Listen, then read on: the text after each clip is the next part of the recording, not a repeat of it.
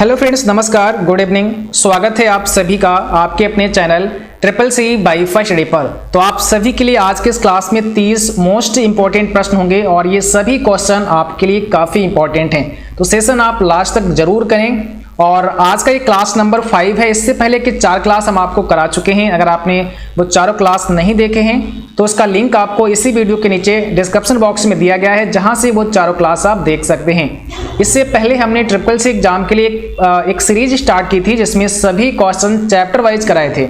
तो जितने भी आपके चैप्टर हैं ट्रिपल सी एग्जाम में, टोटल 9 चैप्टर हैं, उन सभी 9 चैप्टर से हमने जो भी इंपॉर्टेंट क्वेश्चन थे उनको करा दिया है। आप इसके लिए प्लेलिस्ट चेक कर सकते हैं। वहां पर आपको triple C crash course chapter wise नाम से एक प्लेलिस्ट मिलेगी, जिसमें वो सारे क्लास आप देख सकते हैं। और वो क्लास भी आपके लिए बहुत इंपॉर्टेंट है, क्योंकि वहां पर आपको चैप्टर वाइज प्रश्न पढ़ने को मिल जाएंगे, यानी कि प्रत्येक चैप्टर से आपको क्वेश्चन पढ़ने को मिल जाएंगे। ठीक है। और इससे पहले आप सभी को बता दें, अगर आप ट्रिपल सी एग्जाम के लिए ऑनलाइन मॉक टेस्ट देना चाहते हैं तो आप हमारी वेबसाइट www.triplec-byfirst.com पर विजिट करें। यहाँ पर आपको ढेर सारे ऑनलाइन मॉक टेस्ट हिंदी और इंग्लिश में मिल जाएंगे। साथ ही साथ आप यहाँ से इंपॉर्टेंट क्वेश्चन आंसर और उनके पीडीएफ भी डाउनलोड कर सकते हैं। ठीक है। तो चलिए शुरुआत करते हैं। आज का सबसे पहला प्रश्न आपके स्क्रीन पर आ चुका है। आप सभी जल्दी से जवाब भेजिए। आपसे क्या पूछा है? वह डिवाइस जो सीपीयू से नहीं जुड़ी होती है क्या कहलाती है? ठीक है। और जितने भी बच्चे आ चुके हैं भाई, सभी लोग एक बार क्लास को सबसे पहले शेयर करो। ठीक है। और लाइक भी कर देना। तो सभी साथी शेयर और लाइक जल्दी से कर दीजिए, उसके बाद क्लास को आगे बढ़ाते हैं। ठीक है। तो पहला प्रश्न आपके स्क्रीन पर है और पूछा क्या है? सीपीयू से जो डिवाइस नहीं जुड़ी होती है वह क्या कहलाती है? बताइए। तो यहां पे आपका सही जवाब क्या हो जाएगा? ऑप्शन नंबर सी हो जाएगा। ध्यान रखना है, ऑफलाइन डिवाइस उसे क्या कहते हैं? ऑफलाइन डिवाइस कहते हैं। तो ऑप्शन नंबर सी यहां पे करेक्ट हो जाएगा। अगला प्रश्न क्या पूछा है? छोटे व सुविधाजनक कंप्यूटर जो यात्रा करने वालों के लिए उपयोगी होते हैं। कैसे? छोटे व सुविधाजनक कंप्यूटर जो यात्रा करने वालों के लिए उपयोगी होते हैं, उन्हें क्या कहते हैं? सुपर कंप्यूटर, या फिर प्लानर्स, या फिर मिनी कंप्यूटर, या फिर लैपटॉप?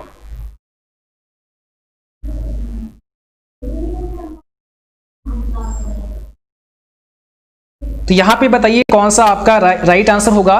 तो ध्यान रखना है, यहां पर जो आपका सही जवाब होगा ऑप्शन नंबर डी हो जाएगा। उन्हें कहते हैं लैपटॉप। ठीक है। क्या कहते हैं? लैपटॉप कहते हैं। छोटे व सुविधाजनक कंप्यूटर जो आप यात्रा करते समय भी अपने साथ ले जा सकते हैं, ऐसे कंप्यूटर लैपटॉप कहलाते हैं। ऑप्शन नंबर डी आपका यहाँ पे करेक्ट है। और अगला प्रश्न क्या है? समानार्थी शब्द यानी कि सिनोनिम। ठीक है। शब्द ढूंढने के लिए आप वर्ड के किस यूटिलिटी का प्रयोग करेंगे? ठीक है। समानार्थी शब्द ढूंढने के लिए आप वर्ड के किस यूटिलिटी का प्रयोग करेंगे? क्वेश्चन नंबर 3 का जवाब करना है। आप सभी जल्दी से आंसर भेजो, कौन सा यहां पे करेक्ट जवाब होगा। चलिए भाई, तो जल्दी से जवाब भेजिए आप। यहाँ पे सही जवाब क्या है? और यहाँ पे जो सही जवाब है ऑप्शन बी है, थिसॉरस। ध्यान रखना है, थिसॉरस का प्रयोग करेंगे। इसे क्या होता है? समानार्थी शब्द यानी कि सिनोनिम आप ढूंढ सकते हैं वर्ड में। ठीक है। और अगला प्रश्न पूछा है, किसी कंप्यूटर का ऑपरेटिंग सिस्टम निम्न काम करता है। डिस्क एवं फाइल को मैनेज करता है, कंप्यूटर रिसोर्स को मैनेज करता है, कंप्यूटर की मेमोरी को मैनेज करता है, या फिर ऑल ऑफ दीज। तो किसी कंप्यूटर का जो ऑपरेटिंग सिस्टम होता है वो क्या काम करता है? ठीक है भाई, सभी लाइक करो जल्दी से और शेयर करो। जल्दी से आप लोग शेयर करो ताकि और भी बच्चे और भी साथी इस क्लास में ज्वाइन हो सकें। तो यहां पे सही जवाब है option D, all of these. किसी कंप्यूटर का ऑपरेटिंग सिस्टम डिस्क एवं फाइल भी मैनेज करता है, कंप्यूटर रिसोर्स को मैनेज करता है, कंप्यूटर की मेमोरी को मैनेज करता है। यहां पर आपका सभी सही है, यानी कि all of these correct answer है। अगला प्रश्न क्या पूछा है? निम्न में से किस क्लाइंट प्रोग्राम के प्रयोग द्वारा, ध्यान रखना है प्रश्न क्या पूछा गया है, निम्न में से किस क्लाइंट प्रोग्राम के प्रयोग द्वारा इंटरनेट सर्विस तथा www पर उपलब्ध संसाधन का प्रयोग कर सकते हैं। हमने आपको पहले ही बताया था कि एक प्रश्न कई तरीके से पूछा जा सकता है, एक प्रश्न कई तरीके से पूछा जा सकता है। तो इस चीज में आपको फंसना नहीं है, समझना है, मीनिंग समझना है, उसके बाद जवाब करना है। ठीक है। और निश्चित रूप से आपने अगर मीनिंग समझा, प्रश्न को समझा, तो 100% आपका जवाब करेक्ट होगा। निम्न में से किस क्लाइंट प्रोग्राम के प्रयोग द्वारा इंटरनेट सर्विस तथा www पर उपलब्ध संसाधन का प्रयोग कर सकते हैं? ऑप्शन में क्या दिया है? ISP यानी कि इंटरनेट सर्विस प्रोवाइडर, उसके बाद वेब ब्राउजर, वेब सर्वर और कोई नहीं। ठीक है, तो क्या होगा सही जवाब? Option B, web browser. जिन बच्चों ने वेब ब्राउजर किया है उनका बिल्कुल करेक्ट जवाब है। ठीक है, तो यहां पर वेब ब्राउजर होगा। और एक बात याद रखना है, वेब ब्राउजर क्या होते हैं? आपके क्लाइंट प्रोग्राम भी होते हैं। क्या होते हैं? क्लाइंट प्रोग्राम भी आप इन्हें बोल सकते हैं। ठीक है, तो किस क्लाइंट प्रोग्राम के प्रयोग द्वारा इंटरनेट सर्विस या www पर जो उपलब्ध संसाधन है उनका प्रयोग आप कर सकते हैं? तो इसके लिए यहां पे करेक्ट हो जाएगा web browser, option number B. अगला प्रश्न क्या है? 1 गीगाबाइट समतुल्य है। 1 गीगाबाइट यानी कि जीबी किसके समतुल्य है? ठीक है, बताइए। 1 गीगाबाइट यानी कि 1 जीबी किसके बराबर है? क्या होगा सही जवाब? तो सही जवाब है ऑप्शन बी, 1024 MB के बराबर है। 1024 MB के बराबर है 1 गीगाबाइट या 1 जीबी। चलिए अगला प्रश्न आपकी स्क्रीन पर यह रहा, पूछा है जब कंप्यूटर कोई रिपोर्ट प्रिंट करता है तो वह आउटपुट क्या कहलाता है? जब कंप्यूटर से आप कोई रिपोर्ट प्रिंट करते हैं तब उस रिपोर्ट प्रिंट को क्या कहते हैं? जो आउटपुट आपको मिलता है उसको क्या कहते हैं? हार्ड कॉपी कहते हैं, सॉफ्ट कॉपी कहते हैं, कॉम, या इसमें से कोई नहीं?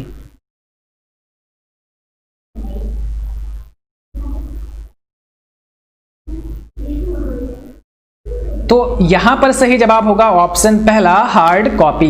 जब आप कंप्यूटर से कोई रिपोर्ट प्रिंट करते हैं, कोई डॉक्यूमेंट प्रिंट करते हैं, तो जो प्रिंट आउट होता है वो आपका हार्ड कॉपी होता है। पहला ऑप्शन करेक्ट है। ठीक है, हार्ड कॉपी होता है, ध्यान रखना है। और जो आपके कंप्यूटर के अंदर ही कॉपी होती है, जैसे आपने कोई PDF फाइल डाउनलोड कर ली, आपके मोबाइल फोन में कोई PDF फाइल पड़ी है, तो जो कंप्यूटर के अंदर होता है डॉक्यूमेंट उसे हम सॉफ्ट कॉपी के नाम से जानते हैं, उसे सॉफ्ट कॉपी के नाम से जानते हैं। लेकिन जब आप उस डॉक्यूमेंट को प्रिंट कर लेते हैं बाय प्रिंटर तो वो आपका डॉक्यूमेंट हार्ड कॉपी हो जाता है। अगला प्रश्न क्या है?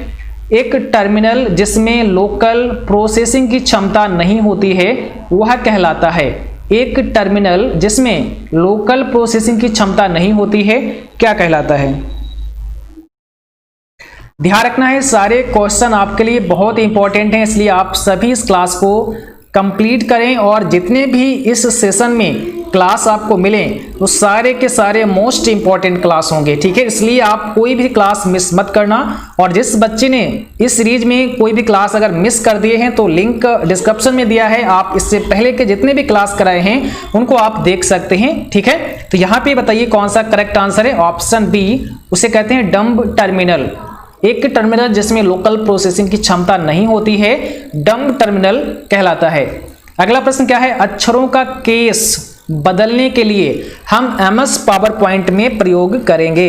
अगर आप अक्षरों का केस बदलना चाहते हैं तो आप MS पावर पॉइंट में किसका इस्तेमाल करेंगे? और आप सभी एक बार कमेंट बॉक्स में बताओ मुझे कि क्या यह प्रश्न आपके समझ में आया है। ऐसा तो नहीं आप केस से कुछ और समझ गए हों। ठीक है, तो समझ में आया आपके? एक बार कमेंट बॉक्स में बताओ, उसके बाद हम इस पर बात करते हैं आगे। ठीक है, तो क्या पूछा है? अक्षरों का केस बदलने के लिए हम MS पावर पॉइंट में किसका प्रयोग करते हैं? और आपको पता है कि आपके SSC एग्जाम में क्या आएगा? लिब्रे ऑफिस आएगा। लेकिन हमने आपसे बोला है कि आपके SSC एग्जाम में 2-4 क्वेश्चन MS ऑफिस से जरूर मिल जाएंगे। याद रखना है, 2-4 क्वेश्चन आपको MS ऑफिस से जरूर मिल जाते हैं और हर बार आ जाते हैं। ठीक है, जिसमें पावर पॉइंट से मैक्सिमम क्वेश्चन मिल सकते हैं आपके SSC एग्जाम में MS ऑफिस से भी। तो यहाँ पे सही जवाब क्या है आपका? जल्दी से बताइए। और ऑप्शन सी यहाँ पे हो जाएगा, शिफ्ट के साथ में F3। शिफ्ट F3 से आप क्या कर सकते हैं? केस चेंज कर सकते हैं। केस चेंज का मतलब क्या होता है? जैसे अगर आपने कोई भी वर्ड कैपिटल लेटर में लिखा है तो उसको आप स्मॉल लेटर में कर सकते हैं। ठीक है, कैपिटल लेटर में लिखा तो उसको स्मॉल में कर सकते हैं, कि बड़े अक्षरों में लिखा है तो उसको छोटे अक्षरों में कर सकते हैं। ठीक है, तो इस प्रकार से उसका जो केस है उसको आप चेंज कर सकते हैं, ध्यान रखना है। ठीक है, कैपिटल में स्मॉल कर सकते हैं या उसको सेंटेंस केस में भी कर सकते हैं। ठीक है, सेंटेंस केस में भी कर सकते हैं। सेंटेंस केस में क्या होता है कि जो सेंटेंस आपका होता है उसका पहला लेटर तो कैपिटल होता है, फर्स्ट लेटर आपका कैपिटल होता है, उसके बाद सारे लेटर आपके कैसे होते हैं, सारे लेटर आपको स्मॉल होते हैं। ठीक है, जब तक कि फुल स्टॉप नहीं होता है तब तक सारे लेटर आपके स्मॉल होते हैं। ये होता है सेंटेंस केस। ठीक है, और एक होता है टाइटल केस। ध्यान रखना है टाइटल केस क्या होता है, जरा बताएं आप सभी कमेंट बॉक्स में कि टाइटल केस में जो लेटर होते हैं वो किस प्रकार से होते हैं। चलिए भाई जल्दी से जवाब भेजिए। जो टाइटल केस होता है उसमें लेटर किस प्रकार से होते हैं, तो याद रखना है टाइटल केस में क्या होता है, प्रत्येक वर्ड का पहला लेटर कैपिटल होता है ना। प्रत्येक वर्ड का पहला लेटर कैसा होगा, कैपिटल होगा, इस बात को ध्यान रखना है। ठीक है, जैसे आप लिखा यहाँ पे, मैंने यहाँ पे लिखा दी मैंगो, तो यहाँ पे देखो टी मैंने लगा, ये कैपिटल है, उसके बाद एम भी मैंने कैपिटल बनाया, ऐसे करके। तो किसी भी अगर आप डॉक्यूमेंट का कोई टाइटल लिखते हैं तो उस टाइटल में प्रत्येक वर्ड का पहला लेटर कैपिटल बनेगा, इस चीज को आप ध्यान रखना है। ठीक है, तो फिलहाल यहां पर जो हमारा प्रश्न है वो ये पूछा है कि केस चेंज करने के लिए हम एमएस पावर पॉइंट में कौन सी शॉर्टकट की इस्तेमाल करते हैं, तो आपका जवाब क्या होगा, यहां पर ऑप्शन सी शिफ्ट के साथ में F3। अगला प्रश्न बताइए, अगला क्वेश्चन आपके स्क्रीन पर है। चलिए भाई कौन सा यहां पे करेक्ट आंसर होगा। टेलीफोन सिस्टम को निर्धारित किया जा सकता है, टेलीफोन सिस्टम को निर्धारित किया जा सकता है किसके द्वारा, यहां पे कौन सा करेक्ट आंसर है, तो ध्यान रखना है वहां पर ऑप्शन नंबर डी हो जाएगा, डुप्लेक्स एंड सिमेट्रिकल। ठीक है, ऑप्शन नंबर आपका यहां पे डी करेक्ट हो जाएगा। अगला प्रश्न पूछा है NEGP का पूरा नाम, और ये भी प्रश्न काफी इंपॉर्टेंट है। ठीक है, तो NEGP का फुल फॉर्म आपको बताना है कमेंट बॉक्स में।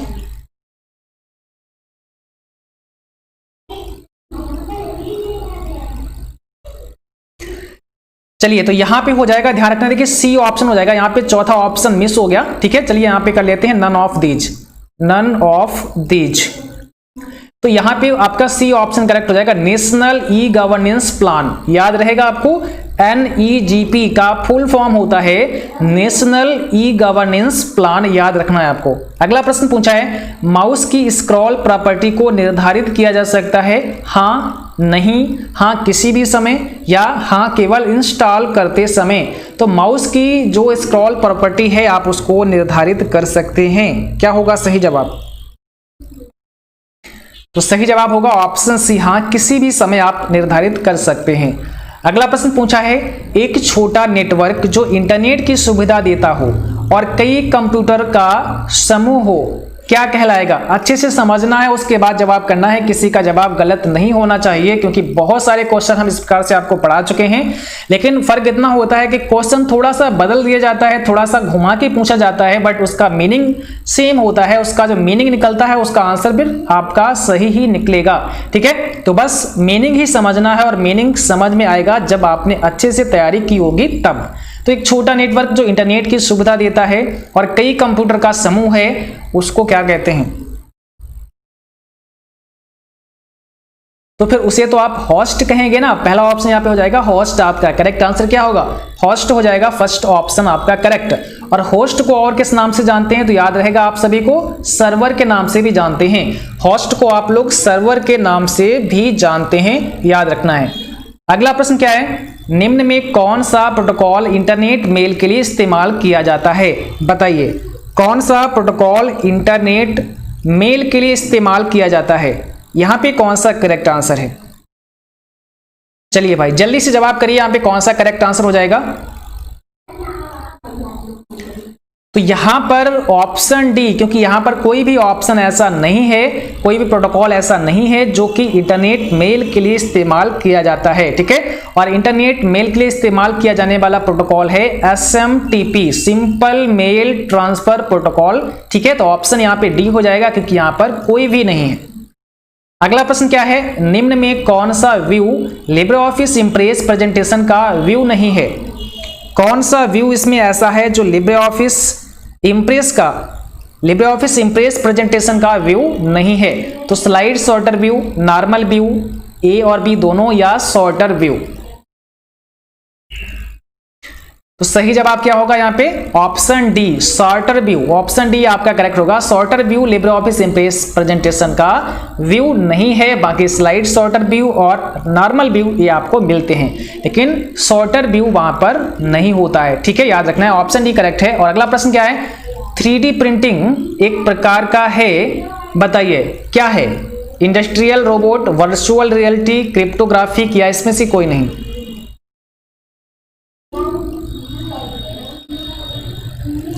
तो सही जवाब क्या होगा क्वेश्चन नंबर 16 का, और यहां पे पहला ऑप्शन करेक्ट है आपका, इंडस्ट्रियल रोबोट। नेक्स्ट क्वेश्चन पूछा है, इंटरनेट ऑफ थिंग्स है, कंप्यूटर नेटवर्क है, मशीन वर्ड है, फिजिकल वर्ड है, या फिर इसमें से सभी? तो देखो यहां पे पूछा क्या है, इंटरनेट ऑफ थिंग्स, जिसको हम शॉर्ट में क्या कहते हैं, IoT, इंटरनेट ऑफ थिंग्स बोलते हैं ना। तो ये है क्या एक्चुअल में? कंप्यूटर नेटवर्क है, मशीन वर्ड है, फिजिकल वर्ड है, या फिर सभी है? फिजिकल वर्ड का मतलब, जैसे एग्जाम्पल के तौर पर हम आपको बताते हैं प्रिंटर। तो प्रिंटर क्या है? एक फिजिकल वर्ड है। प्रिंटर क्या है? एक फिजिकल वर्ड है। और अगर यहां पे हम बात करते हैं सॉफ्टवेयर की, या फिर हम यहां पे बात करते हैं MS ऑफिस की, तो MS ऑफिस एक प्रकार का ये फिजिकल वर्ड तो है नहीं, क्योंकि ये फिजिकल तो है नहीं, इसको हम टच तो करते नहीं है। एक सॉफ्टवेयर है, और सॉफ्टवेयर को हम छू नहीं सकते हैं, टच नहीं कर सकते हैं, है ना। तो हमने आपको अभी समझाया केवल फिजिकल वर्ड कि भाई फिजिकल वर्ड क्या होता है, जैसे कि प्रिंटर हो गया एक प्रकार का फिजिकल वर्ड है। ओके, तो ऐसे ही पूछा आपसे कि IoT जो इंटरनेट ऑफ थिंग्स है वो क्या है? फिजिकल वर्ड है, मशीन वर्ड है, कंप्यूटर नेटवर्क है, या फिर सभी है? तो यहां पर भी सही जवाब है option C, physical word. Internet of things जिसको हम IoT कहते हैं, ये भी आपका क्या है? फिजिकल वर्ड है। ध्यान रखना है, ये भी आपका फिजिकल वर्ड है। ठीक है, एक हार्डवेयर है। ऑप्शन सी यहां पे करेक्ट हो जाएगा। जो भी इंटरनेट ऑफ थिंग्स हैं वो भी क्या है? हार्डवेयर होते हैं, फिजिकल वर्ड होता है जिसको हम कह सकते हैं। ठीक है, यानी कि इस नाम को हम फिजिकल वर्ड भी कह सकते हैं। चलिए अगला प्रश्न क्या है, कुछ वेब पेज जो स्वतंत्र पेन में विभाजित होते हैं कहलाते हैं, क्या होगा यहां पे सही जवाब? कुछ वेब पेज जो स्वतंत्र पेन में विभाजित होते हैं उन्हें क्या कहते हैं? तो उन्हें कहते हैं फ्रेम्स। ऑप्शन आपका यहां पे करेक्ट होगा सी, उन्हें कहते हैं फ्रेम्स। अगला प्रश्न क्या है, पर्सनल कंप्यूटर के मुख्य सर्किट बोर्ड में कई चिप लगी होती हैं, इस बोर्ड का कॉमन नाम क्या होता है? पर्सनल कंप्यूटर के मुख्य सर्किट बोर्ड में, है ना, एक मुख्य सर्किट बोर्ड होता है, उसमें कई चिप लगी होती हैं, तो इस पूरे सर्किट बोर्ड को क्या कहते हैं? तो सही जवाब यहां पे क्या होगा? ऑप्शन नंबर बी, इसी को तो कहते हैं मदरबोर्ड, है ना। मदरबोर्ड पर ही तो सारे कंपोनेंट लगे होते हैं, तो आप इसे क्या बोलेंगे? मदरबोर्ड के नाम से बोलेंगे। ऑप्शन बी आपका हो जाएगा। चलिए भाई अगला प्रश्न का जवाब बताइए, और यहां पे पूछा है किसी स्लाइड को कैसे स्टॉप किया जाता है? अगर आप किसी स्लाइड को स्टॉप करना चाहते हैं, उसे रोकना चाहते हैं, तो कैसे स्टॉप कर सकते हैं?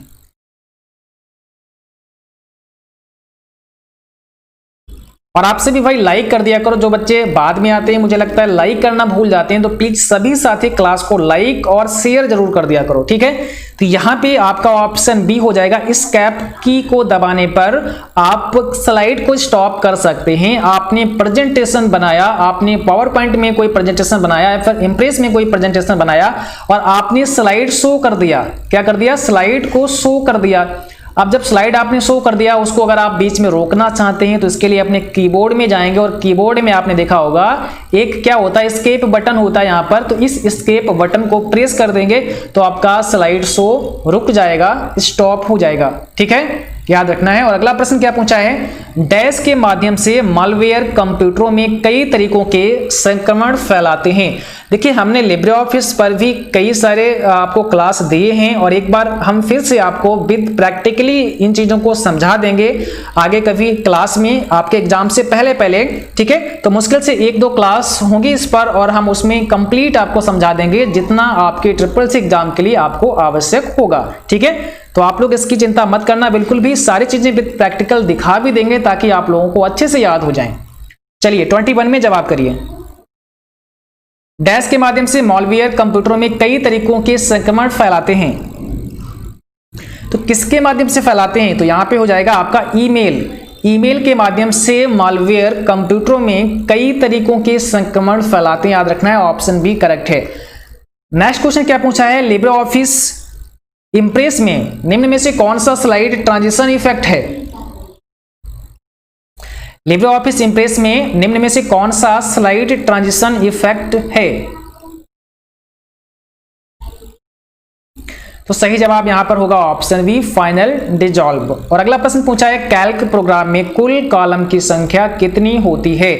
कुल कितने कॉलम होते हैं आपके कैल्क प्रोग्राम के अंदर? कैल्क किस प्रकार का प्रोग्राम है? एक प्रकार का स्प्रेडशीट प्रोग्राम है, एक प्रकार का स्प्रेडशीट प्रोग्राम है जिसमें कुल कॉलम की संख्या कितनी होती है? तो याद रखना 1024 कॉलम होते हैं, इसमें 1024 कॉलम होते हैं कैल्क प्रोग्राम में। अगला प्रश्न पूछा है कैल्क में कोई फार्मूला जो सेल D4 की वैल्यू को सेल C2 की वैल्यू से जोड़ने के लिए, ठीक है, और उसके बाद में सेल की वैल्यू से गुणा करेगा, वो क्या होगा?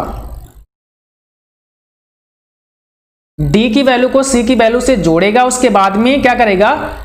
गुणा करेगा, ठीक है, सेल की वैल्यू से फिर गुणा करेगा। तो वो कैसा फॉर्मूला होगा? इसमें से कौन सा करेक्ट आंसर हो जाएगा, कौन सा सही फॉर्मूला हो जाएगा? तो याद रखना यहां पर आपका जो सही फार्मूला होगा ऑप्शन सी होगा। देखो इक्वल, उसके बाद bracket open D4 plus C2, तो पहले तो इसको जोड़ देगा, फिर इसकी जो वैल्यू आएगी वो क्या करेगा? अगली सेल से यहाँ पे V2 से गुणा कर देगा, ठीक है। तो सही फार्मूला आपका हो जाएगा ऑप्शन नंबर सी। अगला प्रश्न क्या पूछा है? लिब्रियोफिस कैल्क एक एप्लीकेशन में, लिब्रियोफिस कैल्क एप्लीकेशन में एक फंक्शन होता है, एक फंक्शन होता है मींस कैसा फंक्शन होता है? एक रेडीमेड फार्मूला होता है या फिर साधारण एवं जटिल गणनाएं करने के लिए या चिन्ह के साथ प्रारंभ होता है, या फिर इसमें से कोई नहीं? लिब्रियोफिस कैल्क एप्लीकेशन में एक फंक्शन होता है। अब यहाँ पे डैश भी आप यूज कर सकते हैं, हालांकि यहाँ पे डैश होना चाहिए तभी ये समझ में आएगा सही से प्रश्न आपको। यानी कि यहाँ पे पूछा है कि लिब्रियोफिस कैल्क एप्लीकेशन में एक फंक्शन डैश होता है, ऐसे समझ लो आप, ठीक है, डैश होता है। क्या होता है? तो एक रेडीमेड फार्मूला होता है। लिब्रियोफिस कैल्क एप्लीकेशन में एक फंक्शन, एक रेडीमेड फार्मूला होता है। अगला प्रश्न क्या है? एक ईमेल एड्रेस बना होता है, एक ईमेल एड्रेस बना होता है, एक भाग में, दो भाग में, तीन भाग में, या इसमें से कोई नहीं?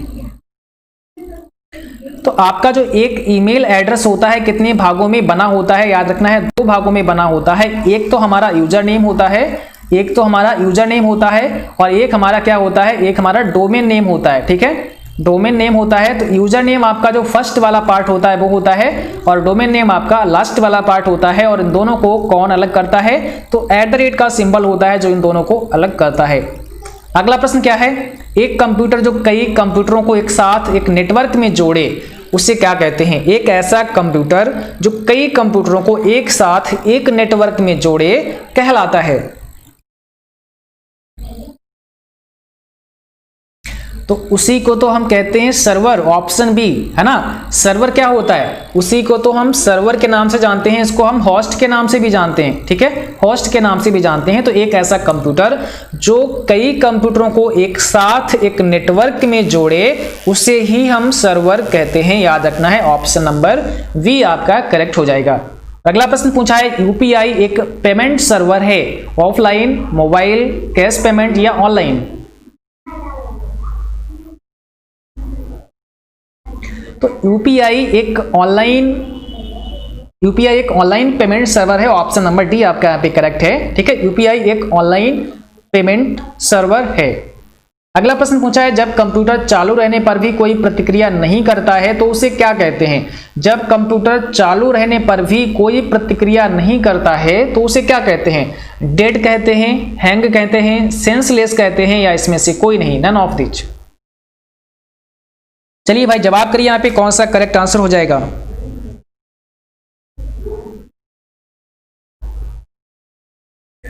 तो उसे कहते हैं हैंग हो गया, ठीक है, ऑप्शन आपका वी हो जाता है। जब आपका कंप्यूटर चालू होता है, कंप्यूटर ऑन होता है, उसके बाद में भी कोई प्रतिक्रिया नहीं करता है तो उसे क्या कहते हैं? हैंग कहते हैं, ठीक है। चलिए अगला प्रश्न क्या पूछा है? लिनक्स कर्नेल का आविष्कार निम्न में से किसके द्वारा किया गया? और ये भी क्वेश्चन आपके लिए बहुत इंपॉर्टेंट है, तो याद रखना है लिनक्स कर्नेल का आविष्कार किसके द्वारा किया गया?